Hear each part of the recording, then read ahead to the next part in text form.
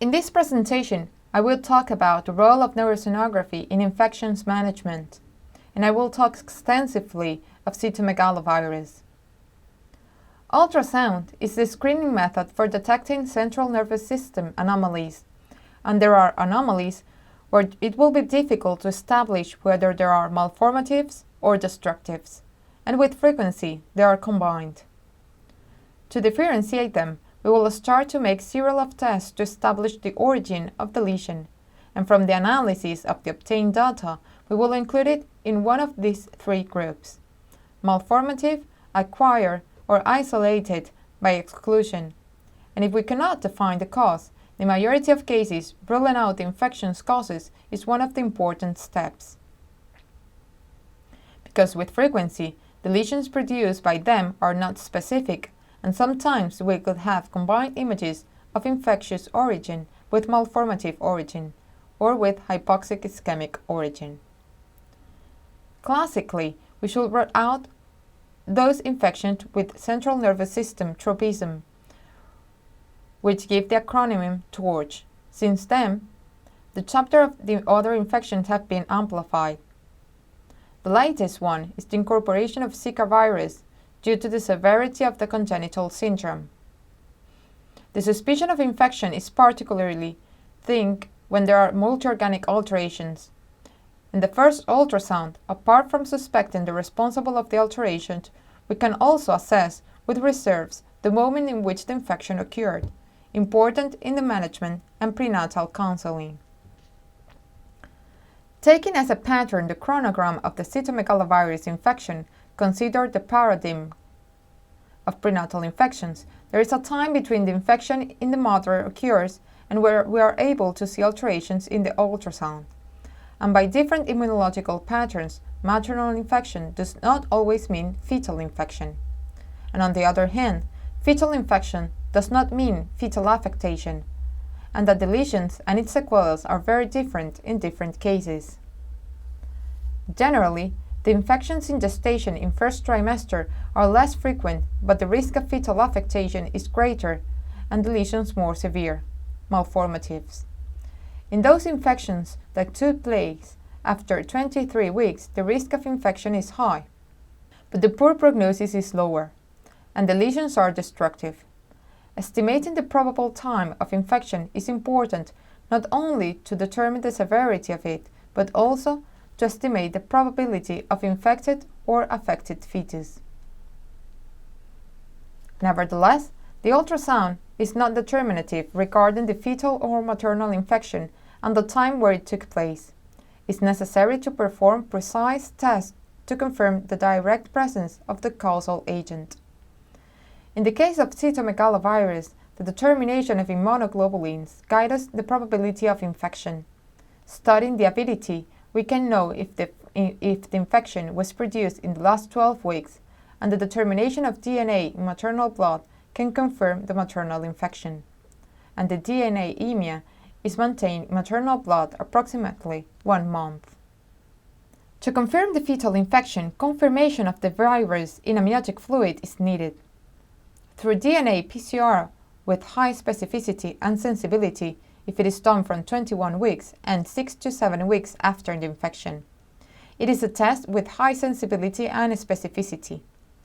In case the cytomegalovirus is undetectable, rules out the infection, although the ultrasound follow-up should be carried out as well, and the confirmation of it in a urine sample of the newborn.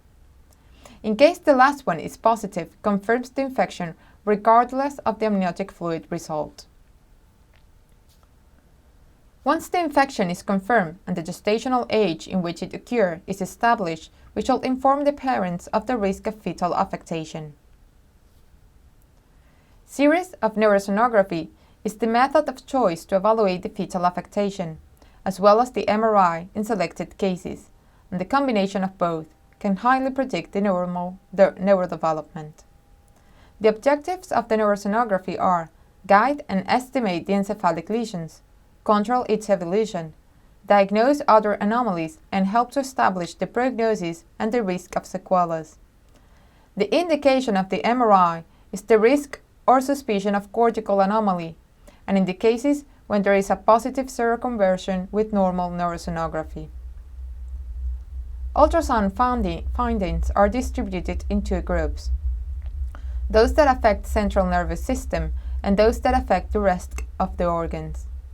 Regarding those that don't affect the central nervous system, only high drops and severe and early IUGR have predicted value on the prognosis.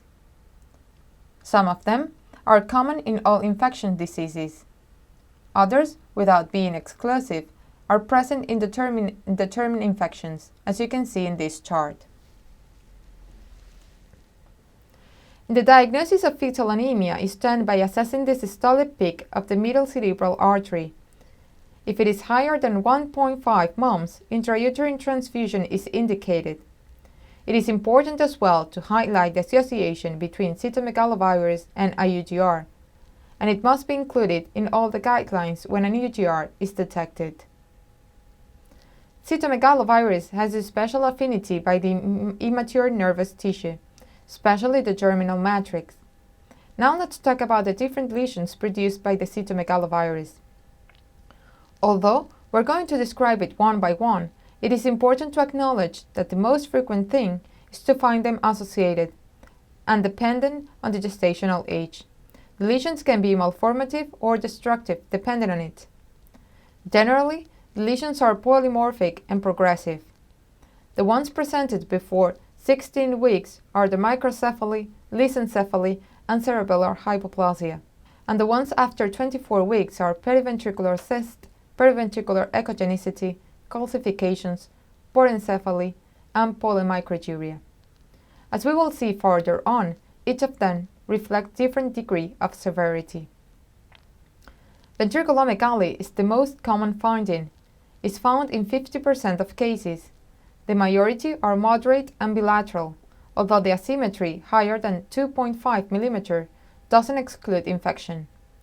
It can be communicative or triventricular due to the stenosis in the Sylvian aqueduct. Although the most frequent is to find it associated to other findings, sometimes it's a single alteration. This is an example of a cytomegalovirus infection in a fetus of 27 weeks, in which we can see different lesions besides the moderate ventriculomegaly. The association between ventriculomegaly, corpus callosum hypoplasia, and periventricular cyst in the anterior, temporal, or occipital horns, as we can see in this case, is suggestive of cytomegalovirus infection. The special affinity towards the germinal matrix is the reason of the periventricular anomalies. The periventricular halo, as we can see in this case, is the expression of periventriculitis and encephalitis. We can see it as a parallel echogenic zone. It is seen better with a transvaginal axis and in a sagittal section. In this case, we can see echogenic focus in the parenchyma and corpus callosum hypoplasia as well. In this case of 22 weeks, we can see the periventricular halo in the axial and coronal section as well.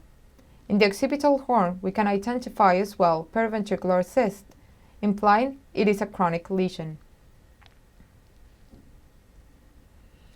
In this case, we can find hepatomegaly with abdominal calcifications and cardiomegaly associated to periventricular cysts. This is the expression of multi-organic affectation of cytomegalovirus.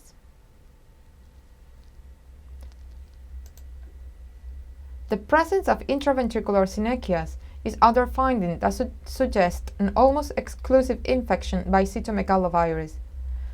There are a reflex of ventriculitis. In this case, we can see it in the occipital horn, in the sagittal and axial sections.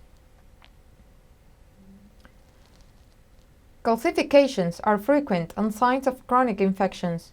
We can see them in the wall of the ventricles and are called plate calcifications, as this case. Or punctiform calcifications, a echogenic focus which do not have shadows and can be distributed in a dispersed disposition in the parenchyma, in the caudate thalamic zone preferably. Lesions are produced by the evolution of destruction and necrosis. Cerebellar hypoplasia guide us that the infection was produced in early stages of gestation. Other cerebral lesions, more evolutive, that appear in third trimester are due to hemorrhage and focal or global destruction of the cerebellum.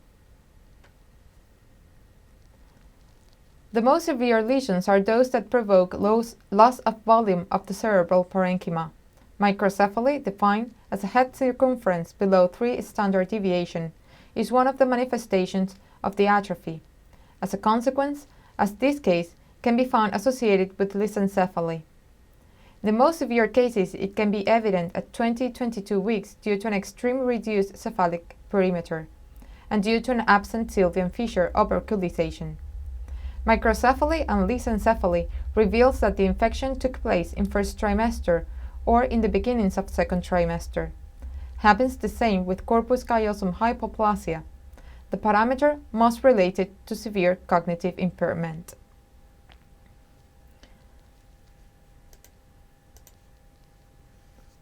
Microencephaly is the loss of encephalic volume and is expressed as an increased subarachnoidal space without altering the head circumference.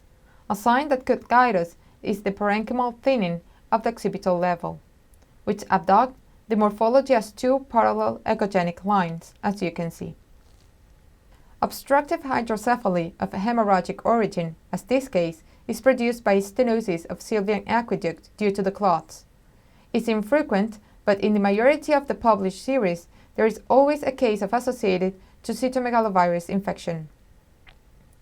In this case, we can see the intraventricular clots and the severe affectation of the parenchyma, third and lateral ventricles. Other anomalies, as the hemimeganencephaly or schizencephaly, are exceptional, although they must be ruled out. In this case, we see the loss of cerebral tissue volume and poor encephaly. The infection of cytomegalovirus was confirmed, the reduced parenchyma and ventriculomegaly. With the aim to estimate the neurological prognosis at long term, we highlight in this list those alterations that are associated to a poor prognosis. The ones that are in black doesn't mean the child won't have sequelas, but that have a better prognosis with uncertainty. Sequelas associated to cytomegalovirus include psychomotor impairment, cerebral palsy in different grades, intellectual disability with an IQ inferior to 85, squint, and neurosensory hypoacusia. This last one is non-predictable nor disposable in an ultrasound, although there is a relation between the severity of the hypoacusia and the lesions seen in ultrasound. Different studies have shown that seriated neurosonographies and MRI have similar effectiveness to those images done postnatally to estimate the prognosis, which are considered gold standard in this objective. In the study published by Libetz in 2013, we can see the comparison of the presence of lesions where the ultrasound and MRI were normal and abnormal. Till now, we have talked about the role of ultrasound in the detection of cytomegalovirus infection. Important is suspicion where there weren't any symptoms, and the detection in those cases where a seroconversion was evidenced in the gestation. Now let's talk about the lesions seen in toxoplasmosis and Zika infections. Toxoplasmosis infections affect especially the fetus central nervous system. The majority of the lesions are seen in Toxoplasma and in cytomegalovirus and are also dependent on the gestational age in which the infection took place. Ventriculomegaly, corpus callosum hypoplasia, and calcifications are frequent, but the differential characteristic lesions are the appearance of echogenic nodules similar to those of the tuberous sclerosis. In this image, we can see them, can be located in different areas of the parenchyma, subcortical, periventricular, or caudate thalamic zone. The lesions seen in Zika syndrome are similar to those observed in cytomegalovirus infection, and the affectation and presentation of each of them is different. In the studies published in Prenatal Diagnosis in 2016, ultrasound findings are analyzed in 100 fetuses. Microencephaly is the most common anomaly, present in 17 of 100 cases. and is one of the responsible of the poor neurological outcome of these fetuses. Other lesions are unilateral ventriculomegaly, echogenic focus in the cortical-subcortical junction, vermis hypoplasia, vermis dysgenesis, and the anomalies of corpus callosum. In the images given by Pirakivi, MD, we can see some of the lesions found in the affected fetus. We can see the ventriculomegaly, calcifications, the morphology of the head seen in the newborn as well. Calcifications. In the newborn, we can find the peculiar form of the cranium and microcephaly. In this last slide, as a summary, we highlight the key points. The lesions are progressive, polymorphic. If the infection took place in first trimester, although the risk of transmission is low, the sequelae are higher and the prognosis poorer. In any case, there are false negatives regarding MRI and ultrasound, and in all cases where the seroconversion is seen, the newborn must have a neurological follow-up.